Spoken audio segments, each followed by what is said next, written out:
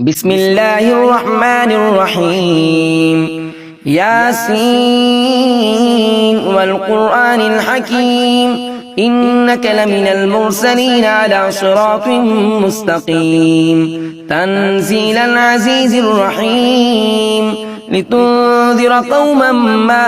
أنذر آباؤهم فهم غافلون لقد حق القول على أكثرهم فهم لا يؤمنون إنا جعلنا في أعناقهم أغلالا فهي إلى الأذقان فهم مقمحون وجعلنا من بين أيديهم سدا ومن خلفهم سدا فأغشيناهم فهم لا يبصرون وسواء عليهم أأنذرتهم أم لم تنذرهم لا يؤمنون إنما تنذر من اتبع الذكر وخشي الرحمن بالغيب فبشره بمغفرة وأجر كريم إنا نحن نحيي الموتى ونكتب ما قدموا وآثارهم وكل شيء أحصيناه في إمام مبين واضرب لهم مثلا أصحاب القرية إذ جاء المرسلون إذ أرسلنا إليهم اثنين فكذبوهما فعززنا بثالث فقالوا إنا إليكم مرسلون قالوا ما أنتم إلا بشر مثلنا وما أنزل الرحمن من شيء إن أنتم إلا تكذبون قالوا ربنا يعلم إنا إليكم لمرسلون وما علينا إلا البلاغ المبين قالوا إنا تطيرنا بكم لئن لم تنتهوا لنرجمنكم وليمسنكم منا عذاب أليم قالوا طائركم معكم إن ذكرتم بل أنتم قوم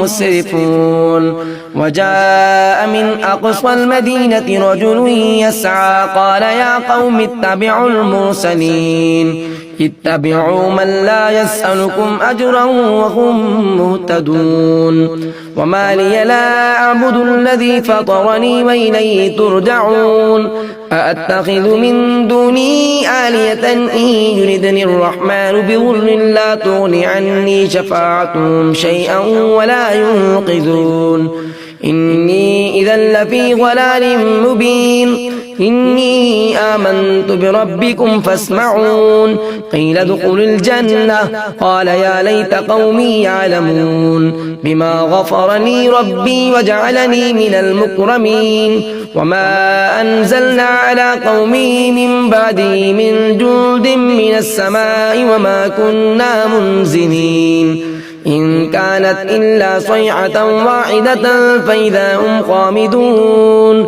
يا حسرة على العباد ما يأتيهم من رسول إلا كانوا به يستهزئون ألم يروا كم أهلكنا قبلهم من القرون أنهم إليهم لا يرجعون وإن كل لما جميع لدينا محضرون وآية لهم الأرض الميتة أحييناها فأخرجنا منها حبا فمنه يأكلون وجعلنا فيها جنات من نخيل وأعناب وفجرنا فيها من العيون ليأكلوا من ثمره وما عملته أيديهم أفلا يشكرون سبحان الذي خلق الأزواج كلها مما تنبت الأرض ومن أنفسهم ومما لا يعلمون وآية لهم الليل نسلخ منه النهار فإذا هم مظلمون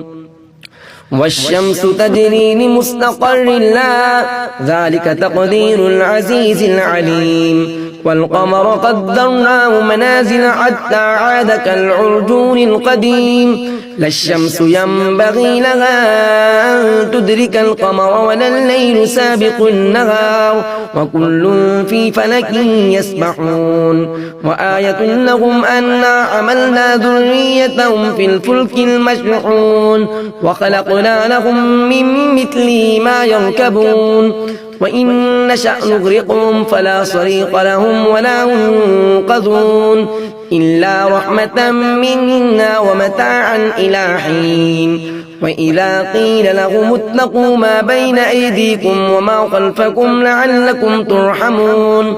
وما تأتيهم من آية من آيات ربهم إلا كانوا عنها معرضين وإذا قيل لهم أنفقوا مما رزقكم الله قال الذين كفروا للذين آمنوا أنطعم من لو يشاء الله أطعمه إن أنتم إلا في ضلال مبين ويقولون متى هذا الوعد إن كنتم صادقين ما ينظرون إلا صيحة واحدة تأخذهم وهم يخصمون فلا يستطيعون توصية ولا إلى أهلهم يرجعون ونفخ في الصور فإذا هم من الأجداث إلى ربهم ينسلون قالوا يا ويلنا من بعثنا من مرقدنا هذا ما وعد الرحمن وصدق المرسلون